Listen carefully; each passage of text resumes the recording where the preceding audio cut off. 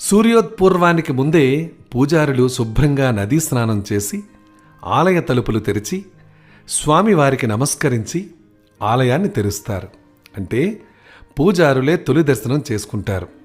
ఇది సాధారణ ఆలయాల్లో. మరి తిరుమలలో ఏం జరుగుతుంది? శ్రీ వెంకటేశ్వర స్వామి ఆలయంలో ఎలా ఉంటుంది? స్వామివారి ఆలయ భద్రత వంటి వాటిని గొల్లలు చూసేవారు. ఉదయం ఆలయం తెరిచి రాత్రి మళ్లీ మూసుకుని వెళ్లేవారు. తిరిగి వారే ఆలయాన్ని తెరుస్తారు. ఆ బాధ్యతను నేటికి కూడా వారే నిర్వహిస్తున్నారు. సాంప్రదాయబద్ధంగా ఆ కుటుంబమే ఈ కార్యక్రమాన్ని నిర్వహిస్తారు. అందుకే వీరిని సన్నిధి గొల్ల అంటారు. అందరూ బయట నిలబడి ఉండగా గొల్ల సన్నిధి తాళాలతో తలుపులు తెరుస్తారు.